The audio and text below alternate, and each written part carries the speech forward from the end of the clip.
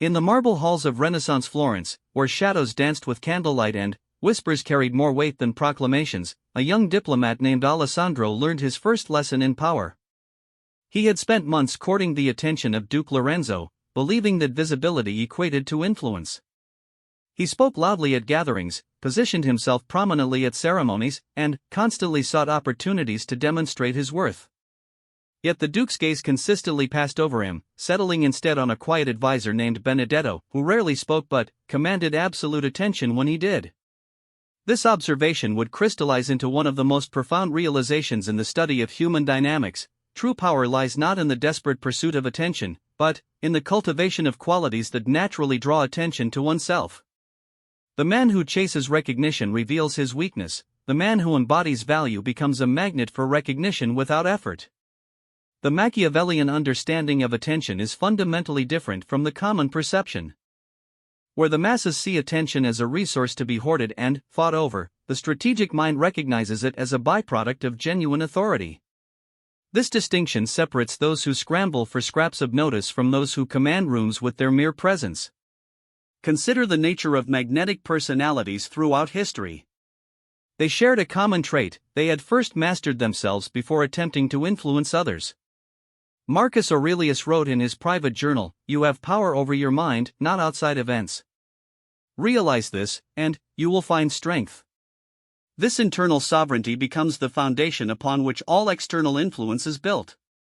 The weak self, that collection of insecurities, desperate needs, and reactive patterns, acts as a beacon for exploitation. It broadcasts weakness through 1,000 subtle signals: the need for constant validation, the fear of being overlooked, the tendency to overcompensate through attention-seeking behavior. These signals are read instinctively by others, who then position themselves accordingly in the social hierarchy.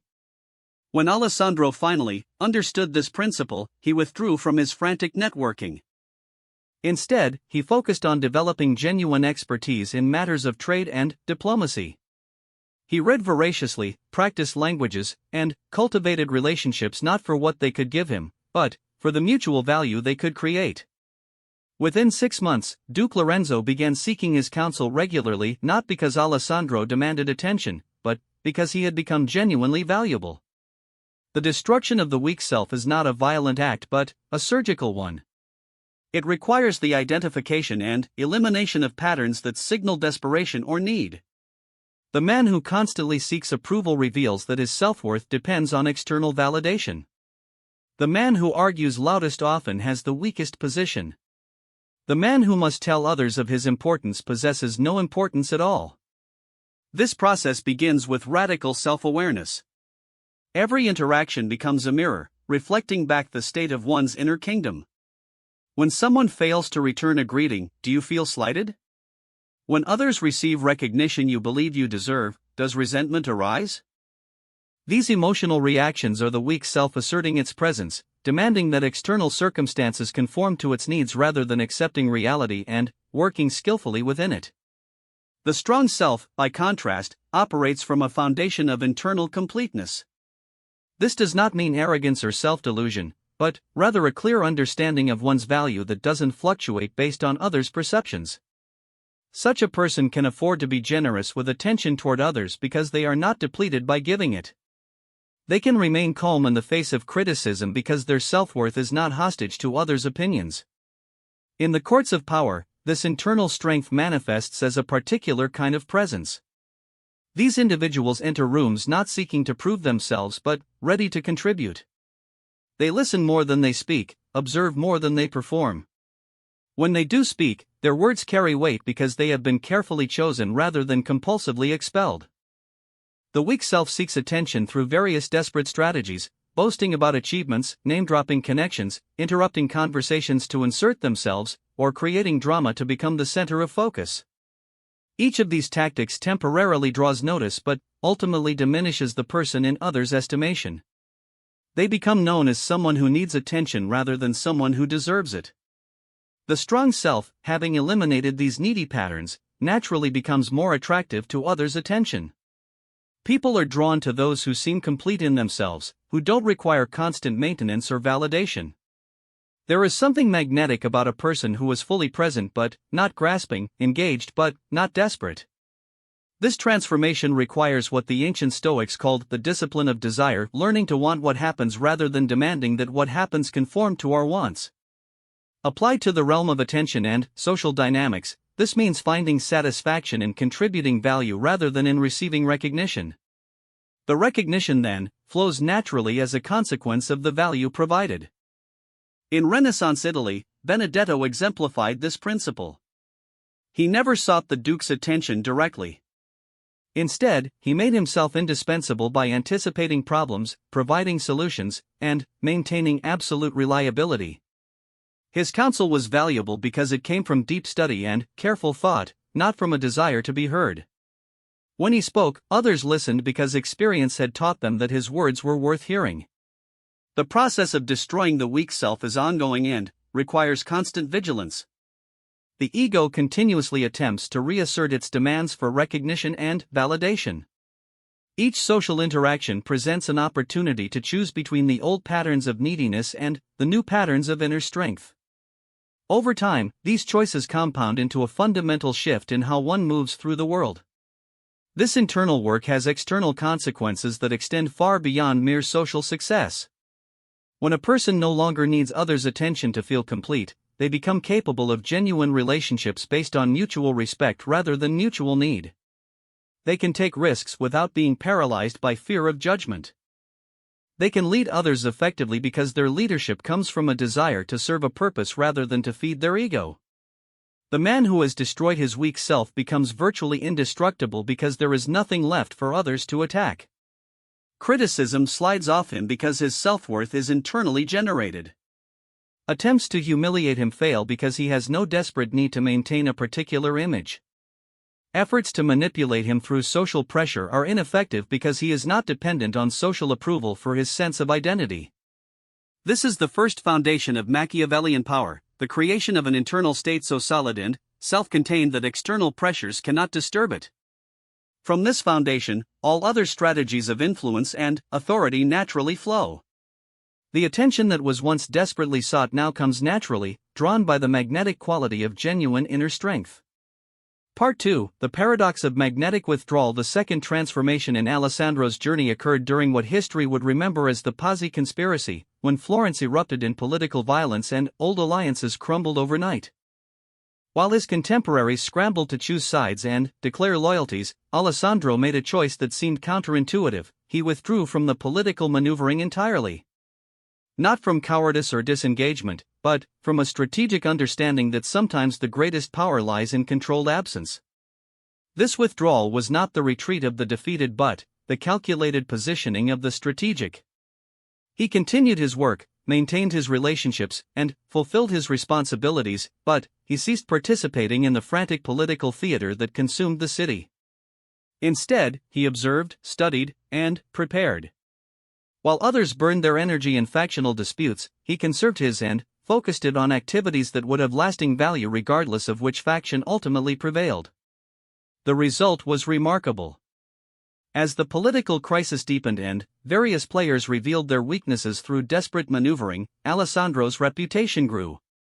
People began to see him as someone above the fray, someone whose judgment wasn't clouded by immediate political interests. His counsel became more sought after, not less, because he had demonstrated the rare quality of independence from the chaos that consumed others.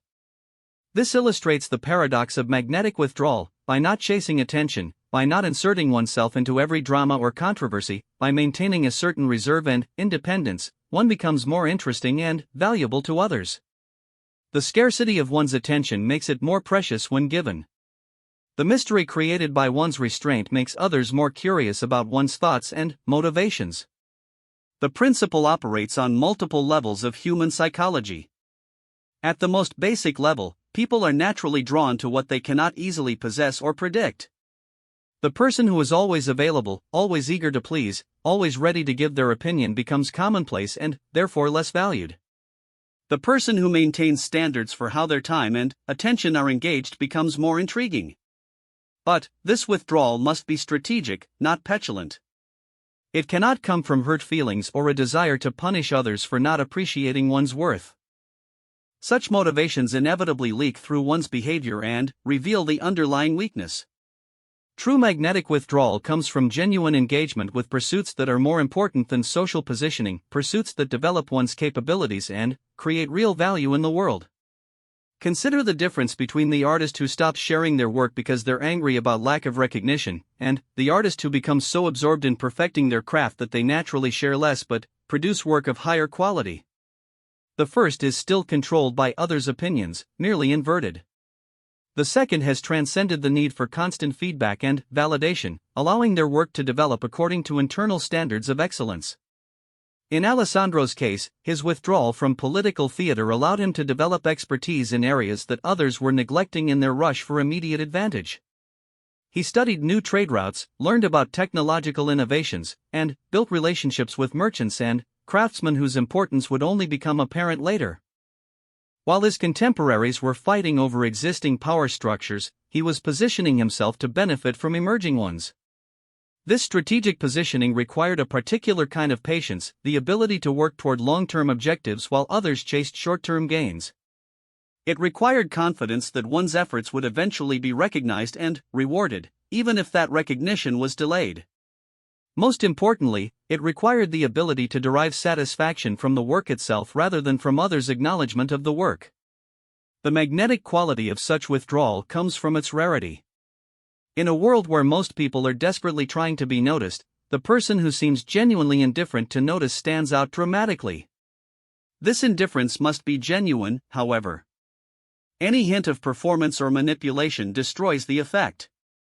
People can sense the difference between someone who has truly found better uses for their attention and someone who is merely pretending disinterest to gain interest.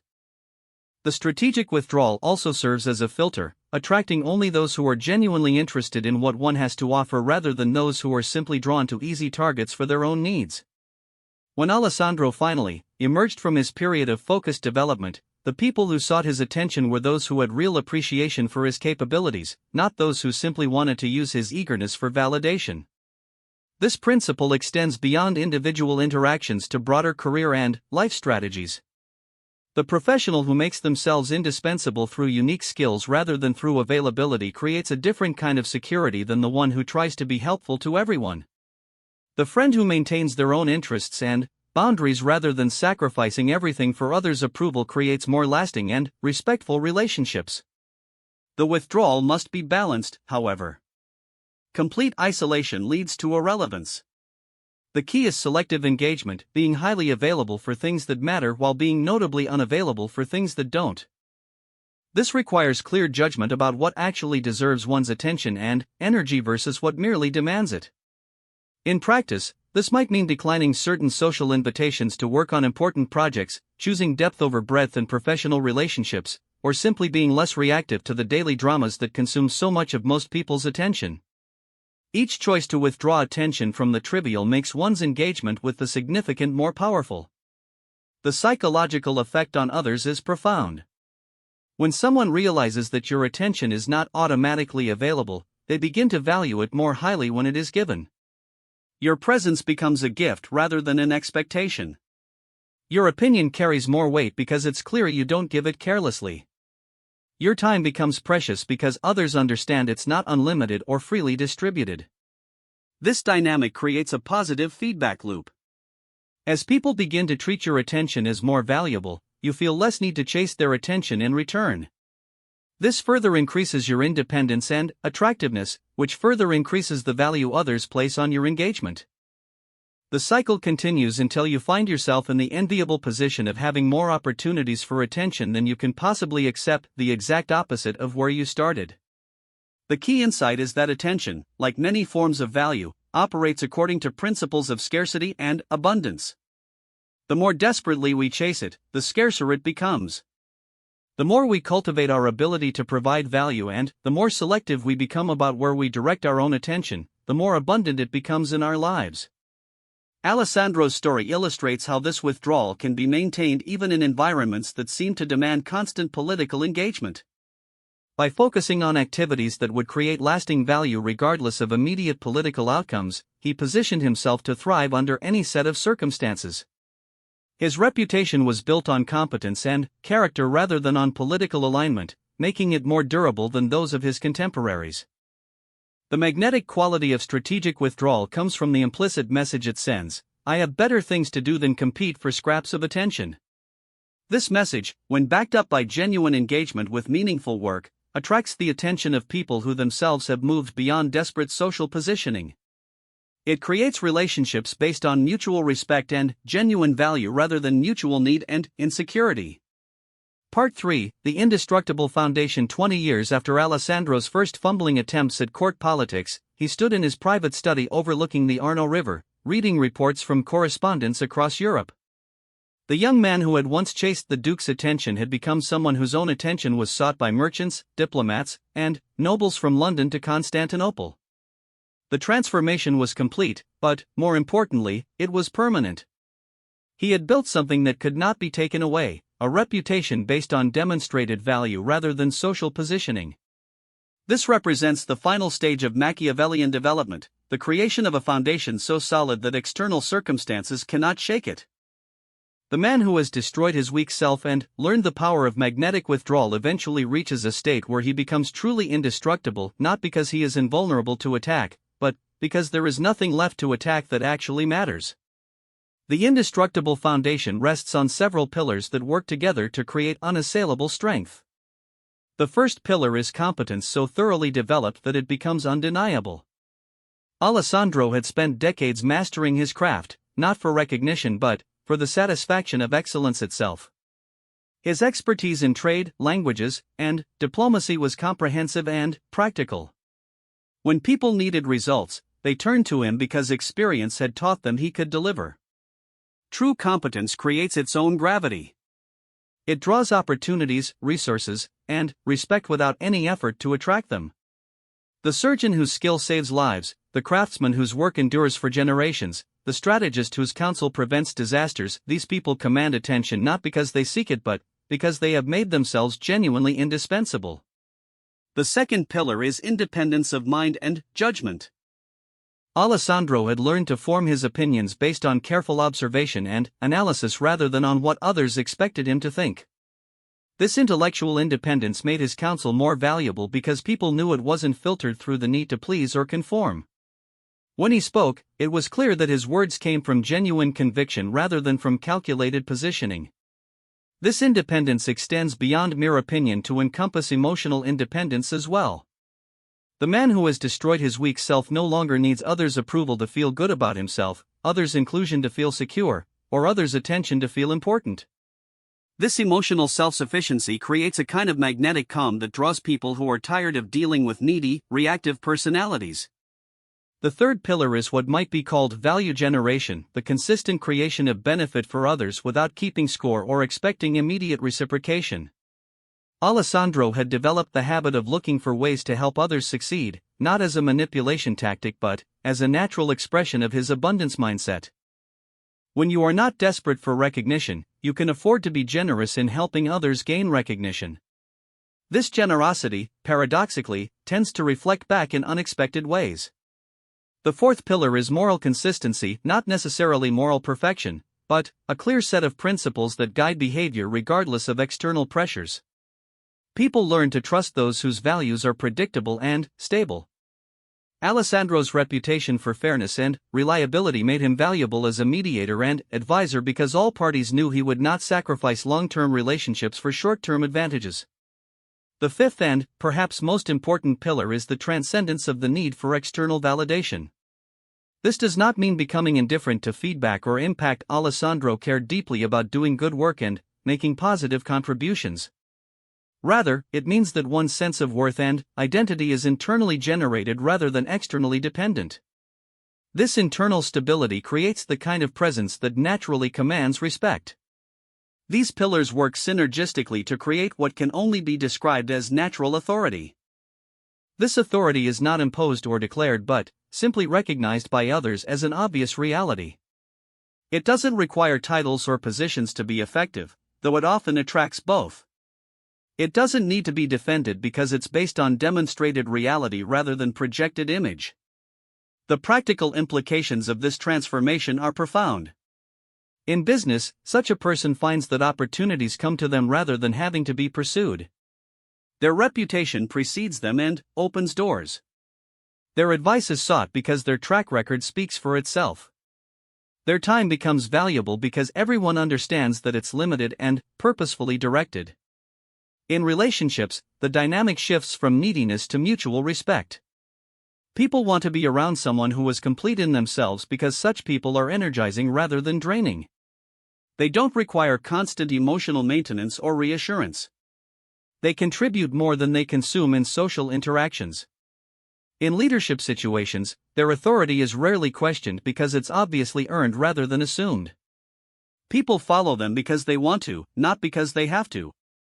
Their influence extends far beyond their formal authority because their informal authority is unquestionable. Perhaps most importantly, such a person becomes largely immune to the usual tools of manipulation and control. Threats to reputation don't work because their reputation is based on observable reality rather than image management. Attempts to isolate them socially don't work because their relationships are based on genuine mutual value rather than dependency. Financial pressure doesn't work as well because their skills and reputation create multiple options. Social pressure doesn't work because they don't need social approval for their sense of identity. This immunity is what Machiavelli understood when he wrote about the importance of being feared rather than loved, though his insight goes deeper than the surface interpretation. The person who has built an indestructible foundation is not necessarily feared in the sense of being threatening, but they are respected in a way that makes others hesitant to cross them unnecessarily. There is an understanding that such a person has options and resources that make them dangerous to underestimate or mistreat. Alessandro's final lesson came when a new political faction attempted to destroy him through rumor and character assassination. They discovered that their usual tactics were ineffective. His reputation was too well established to be shaken by gossip. His relationships were too solid to be poisoned by hearsay. His value to the community was too obvious to be negated by political maneuvering. The attack not only failed but ultimately strengthened his position by demonstrating his resilience. This is the ultimate test of the indestructible foundation. When others attempt to tear it down and discover they cannot, your authority is actually enhanced rather than diminished. The failure of the attack becomes evidence of your strength. The contrast between your stability and your attacker's desperation becomes apparent to all observers. The creation of such a foundation requires patience, consistency, and genuine commitment to excellence. It cannot be faked or rushed. Each pillar must be built gradually through countless small choices and actions.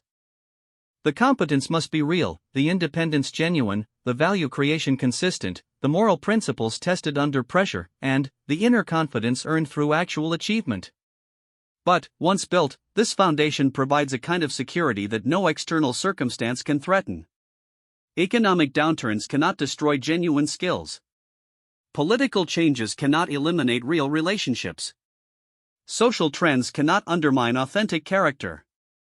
The foundation becomes larger and more solid than any force that might be brought against it.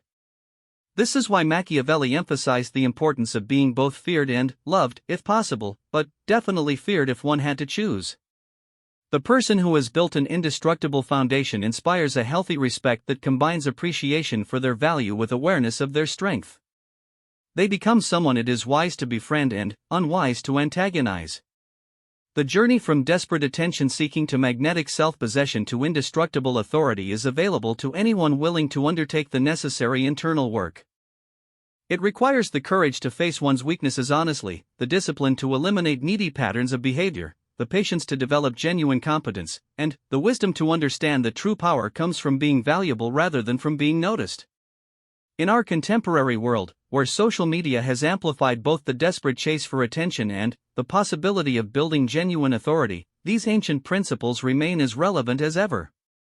The person who can resist the temptation of cheap validation and instead invest in building real value will find themselves with a competitive advantage that compounds over time. The final paradox is that the person who no longer needs attention becomes the most worthy of it. Having destroyed the weak self that once demanded recognition, having learned to withdraw strategically from the frantic competition for notice, having built an indestructible foundation of genuine value, such a person naturally commands the kind of attention that money cannot buy and manipulation cannot achieve, the attention that comes from authentic respect for demonstrated excellence. This is the ultimate Machiavellian victory, to become so genuinely powerful that power itself becomes unnecessary. To become so worthy of attention that one no longer needs to seek it. To become so indestructible that destruction becomes impossible. The man who destroys his weak self truly cannot be destroyed by others, for he has eliminated everything in himself that was destructible and built something that endures regardless of external circumstances.